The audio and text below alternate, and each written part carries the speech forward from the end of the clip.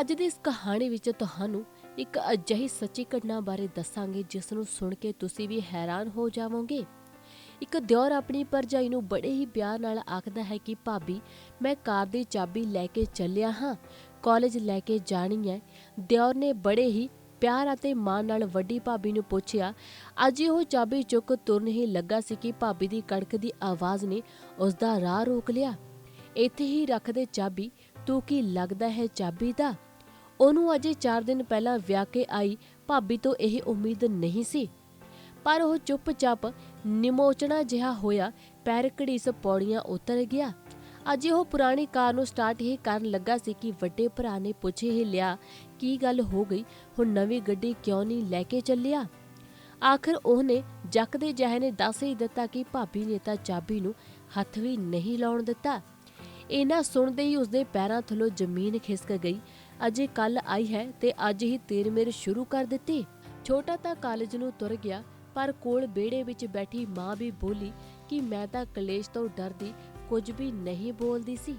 ਮੈਂ ਵੀ ਗੱਲਾਂ ਵਿੱਚ ਕਿੰਨੀ ਵਾਰ ਕਿਹਾ ਕਿ ਰੋਟੀ ਪਾਣੀ ਬਣਾ ਲਿਆ ਕਰ, ਪਰ ਮੇਰੀਆਂ ਗੱਲਾਂ ਤਾਂ ਉਸਦੇ ਉੱਪਰ ਦੀ ਲੰਘ ਜਾਂਦੀਆਂ ਨੇ ਅਤੇ ਉਸਦੇ ਕੰਨਾਂ ਉੱਤੇ ਤਾਂ ਜੂੰ ਵੀ ਨਹੀਂ ਸਰਕਦੀ। ਰਸੋਈ ਵਿੱਚ ਤਾਂ ਵੜਦੀ ਹੀ ਨਹੀਂ। ਜੇ ਪੁੱਤ ਹੁਣ ਵੀ ਮੈਂ ਹੱਥ ਸਾੜਨੇ ਆ ਤਾਂ ਤੇਰੇ ਵਿਆਹ ਕਰਨ ਦਾ ਮੈਨੂੰ ਕੀ ਭਾਏ? ਉਸਦੀ ਮਾਂ ਨੇ ਅੱਖਾਂ ਵਿੱਚ ਹੰਝੂ ਭਰ ਕੇ ਉਸ ਦੀਆਂ ਸਾਰੀਆਂ ਗੱਲਾਂ ਦੱਸੀਆਂ ਅਤੇ ਚੁੱਪਚਾਪ ਉੱਥੋਂ ਚਲੀ ਗਈ। ਇਹ ਸਭ ਕੁਝ ਸੁਣ ਕੇ ਉਸਦਾ ਖੂਨ ਖੋਲਣ ਲੱਗ ਪਿਆ।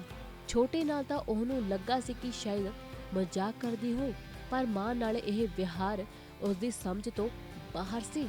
ਉਹ ਕਾਲੇ ਕਦਮੀ ਪੌੜੀਆਂ ਚੜ੍ਹ ਆਪਦੇ ਕਮਰੇ ਵਿੱਚ ਗਿਆ, ਜਿੱਥੇ ਉਹ ਮਾਸੂਮ ਜਿਹੀ ਦਿਖਣ ਵਾਲੀ ਸੱਜ ਧੱਜ ਕੇ ਬੈਠੀ ਆਰਾਮ ਨਾਲ ਟੀਵੀ ਦੇਖ ਰਹੀ। ਉਸਨੇ ਜਾਂਦਿਆਂ ਹੀ ਪੁੱਛਿਆ ਕਿ ਛੋਟੇ ਨੂੰ ਚਾਬੀ ਕਿਉਂ ਨਹੀਂ ਦਿੱਤੀ। ਉਹਨੇ ਬੜੇ ਹੀ ਸਹਿਜ ਸੁਭਾਅ ਨਾਲ ਜਵਾਬ ਦਿੱਤਾ ਕਿ ਇਹ ਗੱਡੀ ਸਾਡੀ ਹੈ, ਮੇਰੇ ਦਾਜ ਵਿੱਚ ਆਈ ਹੈ, ਉਸਦਾ ਕੋਈ ਹੱਕ ਨਹੀਂ ਹੈ। ਉਸਨੂੰ ਬਹੁਤ ਗੁੱਸਾ ਆਇਆ, ਪਰ ਉਸਨੇ ਫਿਰ ਵੀ ਆਪਣੇ ਆਪ ਤੇ ਕੰਟਰੋਲ ਕੀਤਾ ਅਤੇ ਆਪਣੇ ਆਪ ਨੂੰ ਸੰਭਾਲਦਾ ਹੋਇਆ ਬੋਲਿਆ, ਚਲੋ ਇਹ ਗੱਲ ਤਾਂ ਠੀਕ ਹੈ, ਤੂੰ ਇਹ ਦੱਸ ਮਾਂ ਨਾਲ ਕੰਮ ਕਿਉਂ ਨਹੀਂ ਕਰਵਾਉਂਦੀ? ਪਰ ਉਹ ਫਿਰ ਉਸੇ ਸਹਿਜ ਮਤੇ ਨਾਲ ਬੋਲੀ ਕਿ ਕੰਮ ਵੀ ਕਰਨਾ ਪਊਗਾ, ਇਹ ਤਾਂ ਕੋਈ ਗੱਲ ਨਹੀਂ ਹੋਈ ਸੀ। ਉਸਦੇ ਇਸ ਜਵਾਬ ਨੇ ਉਸਦੇ ਸਬਰ ਦਾ ਬੰਨ ਤੋੜ ਹੀ ਦਿੱਤਾ ਅਤੇ ਨਾ ਚਾਹੁੰਦੇ ਹੋਏ ਵੀ ਉਸਦਾ ਹੱਥ ਉਸਤੇ ਉੱਠ ਗਿਆ। ਵੱਡੇ ਘਰ ਦੀ ਧੀ ਅਤੇ ਸਰਦਾਰਾਂ ਦੀ ਨੂੰਹ ਤੇ ਪੈ ਥੱਪੜ ਦੀ ਗੂੰਜ ਤਾਂ ਦੂਰ ਦੂਰ ਤੱਕ ਜਾਣੀ ਹੀ ਸੀ ਅਤੇ ਅਗਲੇ ਹੀ ਦਿਨ ਦੋਹਾਂ ਪਿੰਡਾਂ ਦੀ ਪੰਚਾਇਤ ਜੁੜ ਬੈਠੀ। ਲੋਕਾਂ ਵਿੱਚ ਤਾਂ ਅਜੇ ਤੱਕ ਸ਼ਾਹੀ ਵਿਆਹ ਤੇ ਦਾਜ ਦਹੇਜ ਦੀ ਹੀ ਚਰਚਾ ਨਹੀਂ ਮੁੱਕੀ ਸੀ, ਪਰ ਹੁਣ ਇੱਕ ਨਵੀਂ ਚਰਚਾ ਸ਼ੁਰੂ ਹੋ ਗਈ ਸੀ।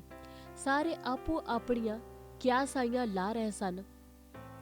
ਦੋਨਾਂ ਸਰਪੰਚਾਂ ਅਤੇ ਸਾਰੇ ਪੰਚਾਇਤ ਮੈਂਬਰਾਂ ਨੇ ਪਰਿਵਾਰਕ ਮੈਂਬਰਾਂ ਨਾਲ ਸ਼ਾਂਤੀ ਸੁਭਾਅ ਨਾਲ ਗੱਲ ਕਰਨ ਦੀ ਕੋਸ਼ਿਸ਼ ਕੀਤੀ, ਪਰ ਗੱਲ ਤਾਨੇ ਮਿਹਣਿਆਂ ਤੋਂ ਹੁੰਦੀ ਆਖਰ ਗਾਲੀ ਗਲੋਚ ਤੱਕ ਪਹੁੰਚ ਗਈ। ਪਰ ਉਹ ਚੁੱਪਚਾਪ ਬੈਠੀ ਹੰਝੂ ਬਹਾ ਰਹੀ ਸੀ। ਆਖਿਰ ਜਦੋਂ ਸਰਪੰਚ ਅਤੇ ਉਸਦੇ ਲੱਗਦੇ ਚਾਚੇ ਨੇ ਉਸਨੂੰ ਪੁੱਛਿਆ ਕਿ ਧੀਏ ਤੂੰ ਦੱਸ ਮਾਮਲਾ ਕੀ ਹੈ? ਉਸਨੇ ਇੱਧਰ ਉੱਧਰ ਦੇਖਿਆ ਤੇ ਫਿਰ ਨੀਵੀਂ ਪਾ ਕੇ ਠਰਮੇ ਨਾਲ ਬੋਲਣਾ ਸ਼ੁਰੂ ਕੀਤਾ।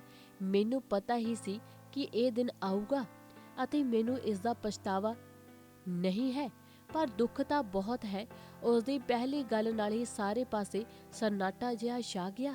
ਪਰ ਇਹ ਵਿਆਹ ਪਰਿਵਾਰਾਂ ਦਾ ਮਿਲਣ ਨਹੀਂ, ਬਸ ਸੌਦੇਬਾਜ਼ੀ ਸੀ। ਚਲੋ ਸ਼ੁਰੂ ਤੋਂ ਹੀ ਸ਼ੁਰੂ ਕਰਦੀ ਹਾਂ। ਮੇਰੀ ਫੋਟੋ ਦੇਖਣ ਤੇ ਪੜ੍ਹਾਈ ਲਿਖਾਈ ਤੋਂ ਗੱਲ ਸ਼ੁਰੂ ਹੋਈ।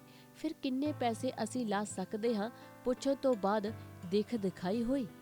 ਉੱਥੇ ਮੇਰਾ ਰੰਗ ਰੂਪ ਬੋਲ ਅਤੇ ਚਾਲ ਦੀ ਪਰਖ ਤੋਂ ਬਾਅਦ ਰਿਸ਼ਤਾ ਪੱਕਾ ਹੋਇਆ ਅਤੇ ਫਿਰ ਕਿਹੜਾ ਪੈਲਸ ਹੋਊ, ਬਰਾਤ ਕਿੰਨੀ ਆਊ, ਸ਼ਰਾਬ ਕਿਹੜੀ ਵਰਤਾਈ ਜਾਊ, ਇੱਥੋਂ ਤੱਕ ਦੇਣ ਲੈਣ ਦੇ ਕੱਪੜੇ ਵੀ ਇਹਨਾਂ ਆਪ ਪਸੰਦ ਕੀਤੇ।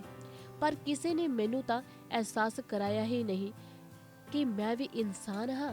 ਮੈਨੂੰ ਤਾਂ ਮੈਂ ਚੀਜ਼ਾਂ ਦੇ ਢੇਰ ਵਿੱਚ ਹੀ ਸਿਰਫ ਇੱਕ ਚੀਜ਼ ਹੀ ਲੱਗੀ, ਪਰ ਇਹ ਤਾਂ ਕੁਝ ਵੀ ਨਹੀਂ ਸੀ।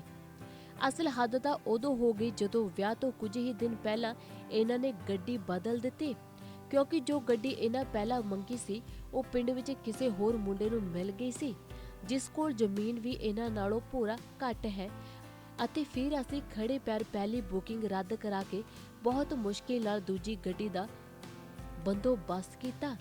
ਮੈਨੂੰ ਪਤਾ ਤੁਸੀਂ ਸੋਚ ਰਹੇ ਹੋਵੋਗੇ ਕਿ ਮੈਂ ਅੱਜ ਕਿਉਂ ਬੋਲ ਰਹੀ ਹਾਂ। ਪਹਿਲਾਂ ਆਪਦੇ ਘਰ ਹੀ ਵਿਰੋਧ ਕਰ ਲੈਂਦੀ। ਉਹ ਅੱਖਾਂ ਭਰ ਬੋਲੀ, ਪਰ ਕੁੜੀਆਂ ਦੀ ਸੁਣਦਾ ਕੌਣ ਹੈ? ਇਹ ਦੋਨੋਂ ਪਰਿਵਾਰ ਜ਼ਿੰਮੇਵਾਰ ਹਨ। ਜੋ ਸਭ ਇਹ ਹੋਇਆ ਹੈ, ਜਿਸ ਰਿਸ਼ਤੇ ਵਿੱਚ ਸਿਰਫ ਦੇਣ ਹੀ ਹੋਵੇ, ਉਸ ਦਾ ਨਤੀਜਾ ਸ਼ਾਇਦ ਇਹੀ ਹੁੰਦਾ ਹੈ। ਉਸ ਦੀਆਂ ਗੱਲਾਂ ਨੇ ਸਭ ਨੂੰ ਲਾਜਵਾਬ ਕਰ ਦਿੱਤਾ। ਉਸ ਦਾ ਬਾਪ, ਭਰਾ, ਸਹੁਰਾ ਸਭ ਨੀਵੀਂ ਪਾ ਬੈਠੇ ਰਹੇ। ਉਸ ਦੇ ਜੀਵਨ ਸਾਥੀ ਦੀਆਂ ਅੱਖਾਂ ਵਿੱਚ ਪਤਾ ਨਹੀਂ ਕੀ ਸੀ, ਸ਼ਾਇਦ ਅਜੀਬ ਜਿਹਾ ਖਾਲੀਪਨ ਅਤੇ ਪਛਤਾਵਾ ਹੋਵੇ। ਸੋ ਦੋਸਤੋ, ਅਸੀਂ ਤੁਹਾਨੂੰ ਇਸ ਕਹਾਣੀ ਜ਼ਰੀਏ ਇਹੀ ਕਹਿਣਾ ਚਾਹੁੰਦੇ ਹਾਂ ਕਿ ਜਦੋਂ ਵੀ ਤੁਸੀਂ ਆਪਣੇ ਬੱਚਿਆਂ ਦਾ ਕਿਤੇ ਵਿਆਹ ਕਰਦੇ ਹੋ ਤਾਂ ਉਹਨਾਂ ਦੀ ਸਲਾਹ ਵੀ ਜ਼ਰੂਰ ਲੈ ਲਿਆ ਕਰੋ ਕਿ ਉਹਨਾਂ ਨੂੰ ਕੀ ਪਸੰਦ ਹੈ, ਕੀ ਨਹੀਂ, ਅਤੇ ਵਿਆਹ ਵਿੱਚ ਜੋ ਇਨਸਾਨ ਆਪਣੀ ਧੀ ਹੀ ਦੇ ਦੇਵੇ, ਉਸ ਤੋਂ ਉੱਪਰ ਦੀ ਕੁਝ ਵੀ ਨਹੀਂ ਰਹਿੰਦਾ। ਸੋ ਲੋੜ ਹੈ ਸਭ ਨੂੰ ਹਰ ਇੱਕ ਦੀ ਧੀ ਭੈਣ ਦੀ ਇੱਜ਼ਤ ਕਰਨ ਦੀ ਅਤੇ ਦਾਜ ਦਹੇਜ ਵਰਗੀਆਂ ਗੱਲਾਂ ਨੂੰ ਪਿੱਛੇ ਛੱਡਣ ਦੀ।